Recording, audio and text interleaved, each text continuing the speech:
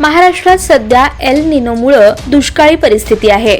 गेल्या 4 दिवसांपासून मुंबई कोकणासह घाटमाथ्यावर पाऊस पडत असला तरी उर्वरित महाराष्ट्र अजूनही कोरडा आहे। पेरणी योग्य पावसाची अजूनही बळीराजाला प्रतीक्षा आहे। उभा महाराष्ट्र दुष्काळाच्या उंबरठ्यावर उभा असतानाही सरकार मात्र अजूनही शेतकऱ्यांच्या दृष्टीने निर्णय घ्यायला तयार नसल्याचं दिसून येतं। कारण खरीप हंगामासाठी राज्य सरकारनं गेल्या वर्षीचीच अन्यायकारक योजना पुन्हा शेतकऱ्यांच्या माथी मारली आहे। विशेष म्हणजे सत्ताधारी भारतीय जनता पक्षाच्या आमदारांनी विधानसभेत हा मुद्दा उपस्थित केला होता। विरोधक शेतकरी संघटना तर गेल्या वर्षीपासूनच या विरोधात आवाज उठवतायत। गेल्या वर्षी अतिवृष्टी होऊनही शेतकरी पीक विम्यापासून वंचित राहिले, कारण नव्या निकषानुसार शेतकरी मदतीसाठी पात्रच ठरत नाहीत। त्यामुळे अन्यायकारक योजनेविरोधात आवाज उठवूनही सरकारला जाग येताना दिसत नाही। 2016 पासून प्रधानमंत्री पीक विमा योजना राबवण्यात आली, मात्र मध्यंतरी त्याच्यात बदल करून शेतकऱ्यांना दिलासा देण्यासाठी 1 रुपयात पीक विमा योजना चालू करण्यात आली।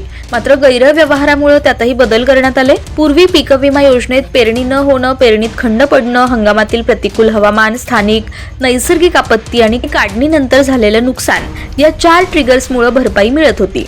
पण गेल्या वर्षी अत्यंत महत्त्वाचे असणारे हे 4ही ट्रिगर्स वगळण्यात आले आणि तीच योजना पुन्हा शेतकऱ्यांच्या माथी मारली गेली। नव्या योजनेत मात्र पीक कापणी प्रयोगातून निश्चित झालेल्या उत्पादनावरच नुकसान भरपाई अवलंबून असणार आहे।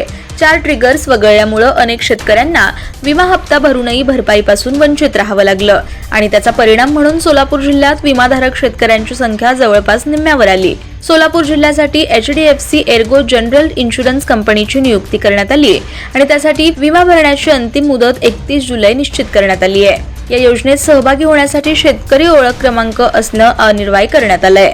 यंदाच्या या दुष्काळी परिस्थितीत तरी शेतकरी हिताचा विचार व्हावा आणि शेतकरी हिताचा विचार करणारी योजना नव्यानं आणावी अशी मागणी पडसाळी तालुका उत्तर सोलापूर येथील प्रगतशील शेतकरी जयराम शिरसट यांनी केली आहे।